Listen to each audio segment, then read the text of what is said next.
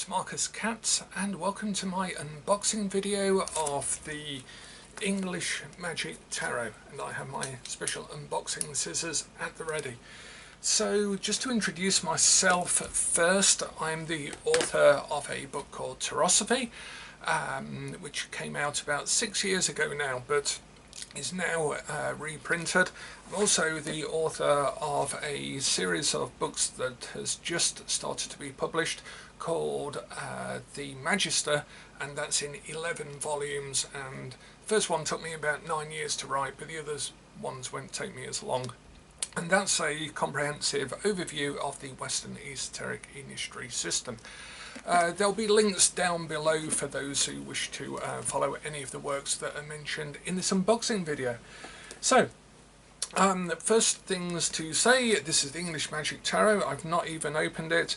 The foreword is by Philip Carr-Gomm, who I know because we had a discussion when he was writing the book of English Magic, which is obviously a similar title to the tarot deck, and I think we discussed Aleister Crowley's viewpoints on nudity for another project that he was writing at the time, but the Faraway Centre, where we teach here, is mentioned as a resource in the book of English Magic as one of the contemporary resources rather than a historical one. We're not quite written into history yet. So, pair of scissors, unboxing. So for more information and to claim your free bonus gift, go to englishmagictarot.com. So again, I'll link that in the video below. So that's englishmagictarot.com, where I believe you can get a interview with Rex Van Ryn, who is the designer and lead artist on this deck, I believe. So it's Rex Van Ryn, Steve Dooley and Andy Letcher. I did look at Rex's site just before I did this unboxing, and I'm just going to try and open it now without damaging the box too much, which is the bit I always hate. I did come across a website where Rex Van Ryn with writer Howard Gatton, who produced a graphic novel called John Barleycorn Must Die, we're in conversation with a guy called Ian McCaig, who I'd never heard of, but found that he was a designer, or is a designer, who has done an awful lot of movies, and he is a sort of conceptual designer, and he came up with the sort of classic looks of Darth Maul and Queen Amidala in Star Trek. So there's a bit of trivia for you. But the interview that is an around the table interview that Ian McCaig is holding with Rex Van Ryn and Howard Gatton is fascinating. It's really, really interesting as to the way that they discuss storytelling, films, graphic novels and narratives. No doubt some of which we're going to see in here. So it says on the back, the first deck of its kind, based explicitly on the English magical tradition. We have a joke in our circles where we say that the only true tradition in English magic of a group is to invent a tradition. That seems to be a traditional practice within English occult groups. The first thing that you do is invent a tradition to say where you have come from, where your teachings have derived from, and that may or may not be the case, as we saw with, for example, the Golden Dawn. So let's take a look. So inside the box we have a paperback book, so a little bit more than a little white book, which is great. Some illustrations on the back. Sorry, I do sniff books occasionally when they're brand new. And then we have a standard box, and then the cards are packaged into two. So let's just open this, just take that off there. So, oh, that's nice. So we have The English Magic Tarot, rumoured to be the very key to the English Hermetic tradition. So take your part in the endless story of tarot. So already take your part in the endless story of tarot, we're being introduced to a sort of narrative device within the deck itself. That's evident on Rex's site as well, where there's a sort of narrative feel to his own mythic story. So we have the back. I did see one quick review of this deck already, and people were sort of commenting on the back. I quite like that design, the sort of hands on the back, because when you lay that out on a table, that's definitely going to be quite effective to actually see all of those hands holding the cards, and who knows what mysteries may be on the cards. Cards are just a little bit thin, not unusually thin, but just feeling that I need to be a little bit careful not to bend them. So let's just open the other pack. As well as the Ace of Swords here, which is right at the top of the second part of the pack. Very sort of regal Cromwellian theme with the crown, the helmet and the sword there. So it seems very true to its English tradition. And we can see already that there's a glyph of the air element down at the bottom there, so we should expect, I guess, to see some alchemical or elemental designs within the deck itself. So just taking a look now, one of the first things to note is the large borders, and they are coloured. So if I just hold those up like that, you can see that they do have quite large borders, and there is a trend at the moment for debordering decks. Again, whether that protects the card or not is going to be up to you and the card stock. We take a look at the majors. And that's interesting because they're not bordered. Let me just get them the right way round. So if we take a look at the Hierophant here, they're not bordered, but they do have bordered titles. So it's going to be tricky, if not impossible, to deborder the deck, because otherwise the majors are going to end up bigger than the minor arcana. I mean, if you take the borders off this, unless there's a clever way of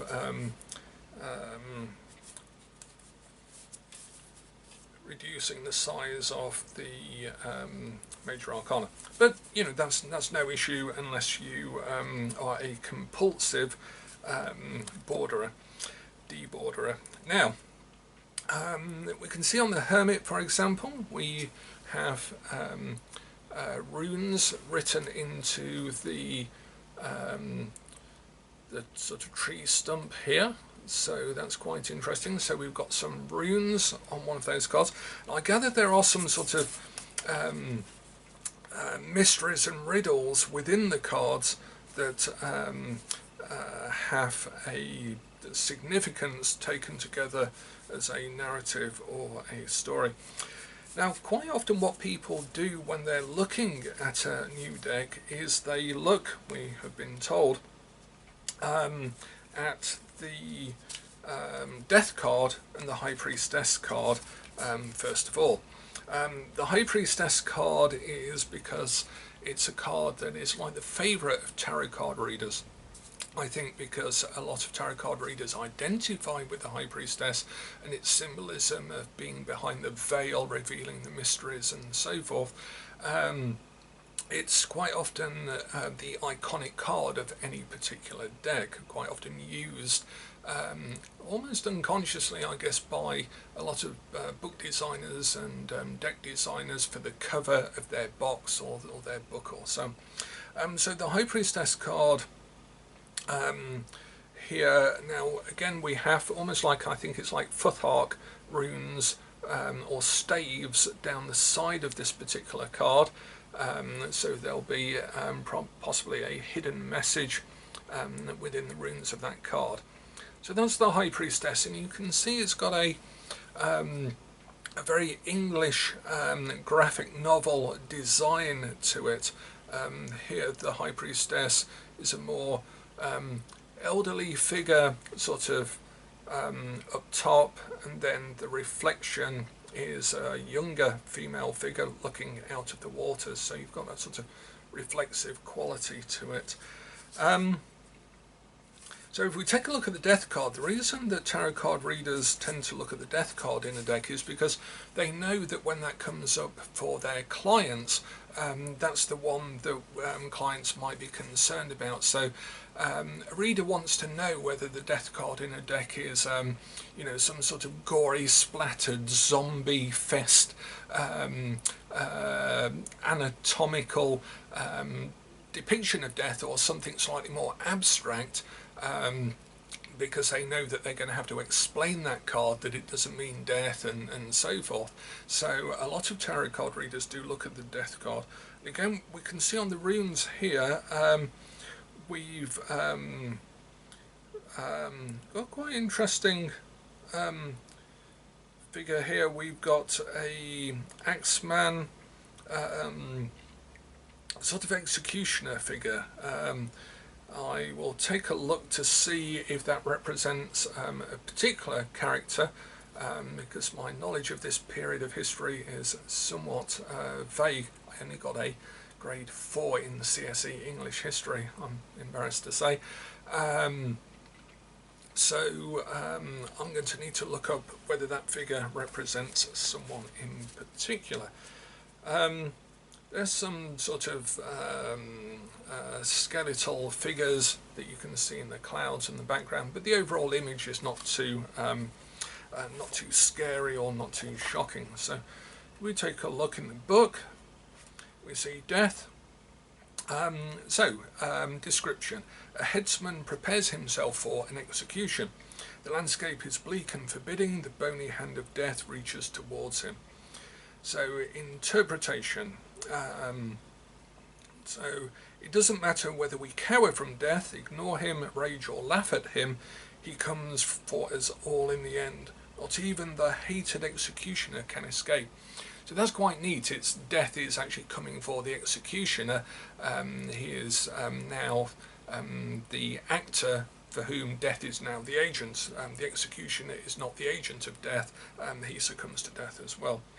So it does say death is one of the most feared cards in the tarot, but it need not be taken literally.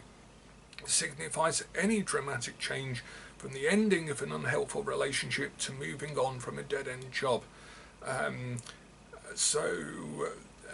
then goes on to say that the two stalks of corn, I thought they were a sort of wreath or sort of laurel wreath of victory on the card, but they're two stalks of corn just intertwining there,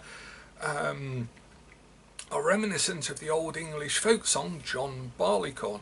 It's a drinking song about how barley is used to brew beer, but it touches on themes of life, death and rebirth. So again, there's a lot here about the sort of paradox of death and life, and in a reading it says at the bottom, the Death card indicates some radical change. Nothing stays the same forever. It's about to accept what's gone is gone and to grieve that loss fully. So nice clear sort of writing within the book. So whilst we've got the book to hand, let's take a look. So we've got a little about the period that the cards are set in, the colourful and turbulent period of English history that stretches from the time of the Tudor King Henry VIII to the restoration of the monarchy about 100 years later. So all of these stories and characters are going to be within that century, which is quite a vibrant century.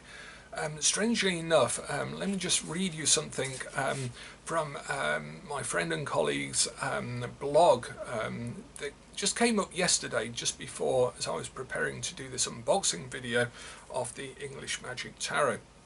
My friend John Canico James writes a blog about his research and about his research into English history and magic, and he did a blog post, which again will be linked at the bottom, called "A Prideful and Naughty Conjurer," and it was all about, in 1541 thereabouts, Henry VIII enacted a Witchcraft Act that wasn't about witches or sort of wise women or midwives or hedge witches or anything like this. It was about well-educated conjurers. And there's a wonderful quote which I printed off, which is from that Witchcraft Act of 1541, where diverse and sundry persons unlawfully have devised and practised invocations and conjurations of sprites, pretending by such means to understand and get knowledge for their own lucre in what place treasure of gold and silver should or might be found. And then it goes on about witchcrafts, enchantment and sorceries for destruction of people's property and so forth. So the act was put in place to stop quite often ex-priests trying to make a living with a bit of backhanded ritual magic in the English countryside. Often the spell books had instructions, for example, about having a spade to hand so that you could dig up the treasure when you found it. So let's take a look at some of the minor arcana then of the deck. So incidentally, the deck is arranged in such a way that the cards are alternately placed upright and reversed in their sort of state straight out of the box. Each one is upright and then reversed. Perhaps that's to indicate that they can be read reversed.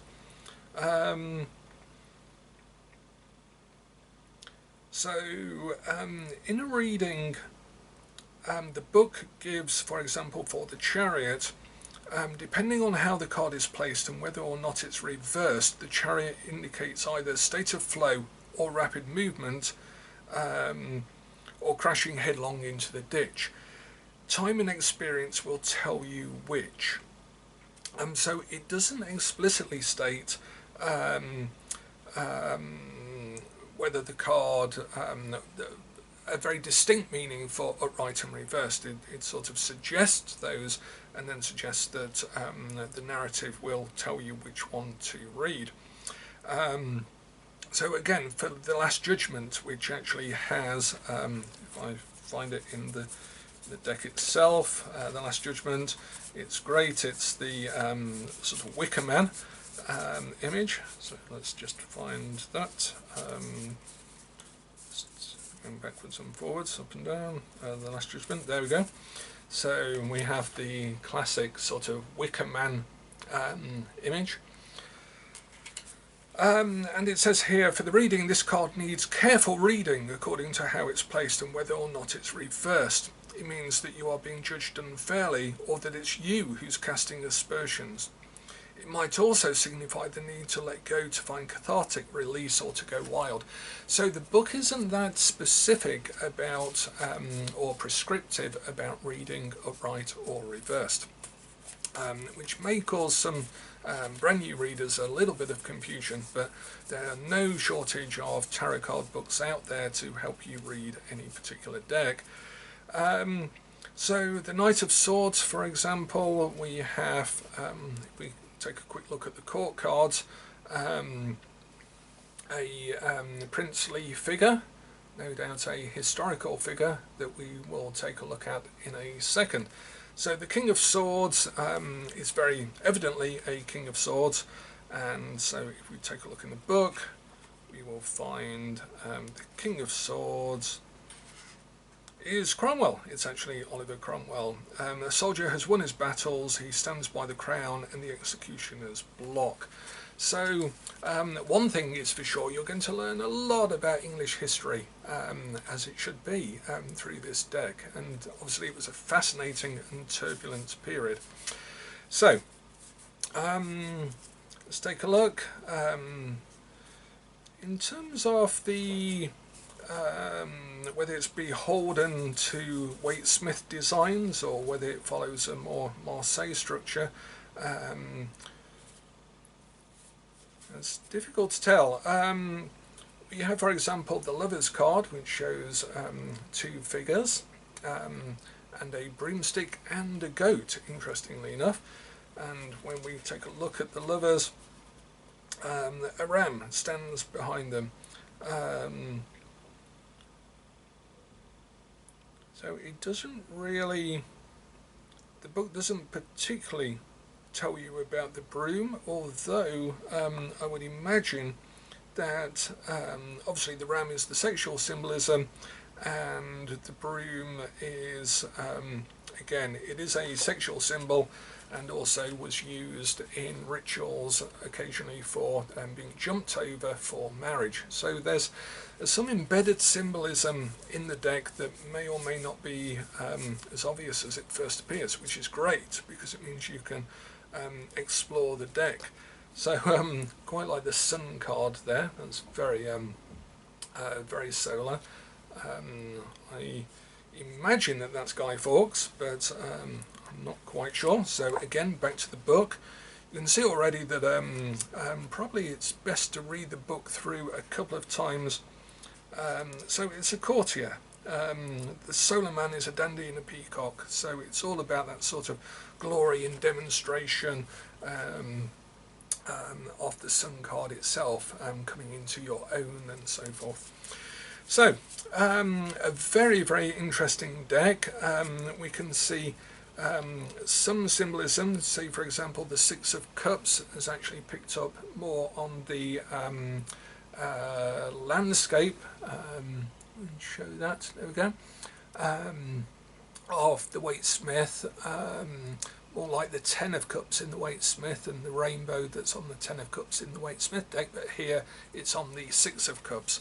So again, it's going to take a little bit of getting used to, and the Ten of Cups, for example, is interesting because that is far more design-wise like the Nine of Cups in the Waite-Smith. So I don't know if that's a deliberate appropriation of one card design into another, because the Nine of Cups looks very similar in design sense to the Two of Cups that's in the Waite-Smith. So making a like-for-like comparison to the Waite-Smith designs is going to be very tricky, and if you are habitually tied to the Waite-Smith images, this may take a little bit of adjustment, because the Nine of Cups, as you can see, looks like the Two of Cups, the Ten of Cups looks like the Nine of Cups, and the Six of Cups looks like the Ten of Cups, if you're making a like-for-like comparison. I don't think that's necessarily a good or bad thing myself. It's good to shake up your expectations of a deck, but just pointing out, it may be a challenge if you're used to looking at the pictures and then going straight to what you already know or think you know about a particular design. So that is the English Magic Tarot, Rex Van Ryn, Steve Dooley and Andy Letcher. I'm going to go and find out. The first thing I'm going to do is forget the cards and just sit and read the book several times over, just so I can get used to that period of history. It's very worth checking the blog link that I'll put below to get an idea about the insights about the deck itself. Not so much the deck, but more about the narrative flow of it, because there is a graphic design, sort of graphic novel design to the deck. I think that's slightly hampered by the fact that the quite big borders around it. So when the deck is laid out, you're going to be seeing these as almost single cells, which is, in graphic novels you do have single cells, but they do flow together. Obviously I'm not laying them out as a reading, but you can see that they do flow together, even though they have the sort of big borders that are around them. You can read from one card into the others quite easily.